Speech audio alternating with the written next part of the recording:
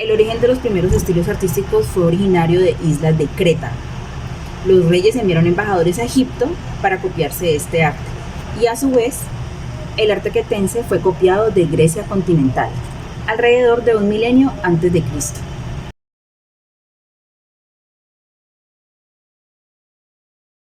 Tribus europeas saquearon a Creta y por esto dejaron solo vestigios de este arte que era inspirado en el arte egipcio. De los pintores de la época no se tiene mucho registro en cuanto a sus obras.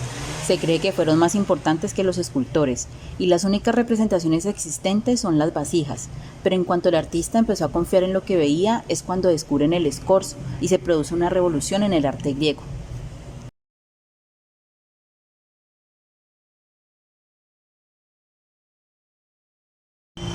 El estilo arquitectónico era sencillo y armonioso y comienza a diferenciarse del arte egipcio porque ya no lo regía una ley divina, sino que parecía más bien construido de humanos para humanos, y así empieza a desarrollarse un estilo propio. Durante la época democrática de Atenas, el arte griego alcanza su mayor desarrollo. Bajo la dirección de Pericles se comienzan a reconstruir nuevos edificios en mármol, ya que tras los ataques y el triunfo de profetas cristianos contra esos ídolos, se considera romper con todas esas estatuas. Sin embargo, quedaron copias que mantienen registros visuales de esas estatuas, pero en ese momento se generalizó el arte griego como carente de vida, con apariencia de yeso, frío e insípido. Tiempo después se nota en las obras el abandono de algunas normas egipcias que limitaban al artista. Se deja de lado la importancia de mostrar totalmente la estructura del cuerpo y los artistas empiezan la exploración de la forma anatómica, que aún bajo ropaje la figura humana se veía real y admirable.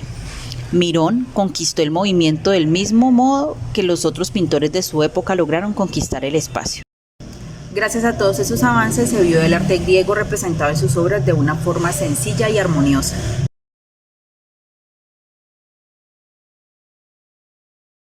Los artistas aún eran considerados artesanos, sin embargo, una minoría de personas empezó a interesarse en las obras en sí misma y no por sus funciones ni religiosas ni políticas. La gente empezó a discutir con respecto a las escuelas de arte y no hay duda en la comparación y en la competencia entre las escuelas que estimulaban a los artistas a esforzarse cada vez más. La idea de belleza que los artistas griegos concebían era tan idealizada que ningún cuerpo vivo se asemeja a sus modelos.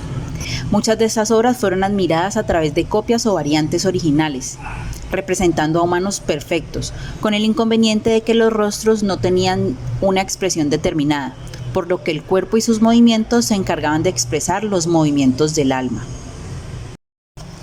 Se nota un gran cambio hacia el gusto, la delicadeza y el refinamiento, tanto de las esculturas como las ornamentaciones, ya que el artista podía crear lo que deseaba y no le encontraba dificultad para representar el movimiento o el escorzo. El público del Imperio helenístico empezó a coleccionar las obras de arte. Los escritores, cada vez más adentrados en el arte, comenzaron a escribir sobre los artistas, creando guías turísticas. Para crearnos una idea de cómo eran las pinturas, debemos observar murales y mosaicos descubiertos en Pompeya, en donde se acumulan hermosas creaciones de los grandes artistas del helenismo. Aquí encontraremos la gran variación entre la época de Fidias y Praxíteles, en el que el hombre era lo principal en una obra. Sin embargo, en esta época, Teócrito descubrió el encanto de la vida sencilla entre los pastores. Los artistas demostraron estos placeres, aunque no fueran lo suficientemente realistas. De este modo se incorporaron nuevas formas a las imágenes tradicionales del mundo. Siempre predominó más la importancia de los escultores que de los pintores. Las dos grandes obras de Fidias, su Palas de Atenea y su famosa estatua de Zeus olímpico, cuyo poder no residía en su divinidad sino en su belleza, le dio al pueblo griego una nueva concepción de divinidad.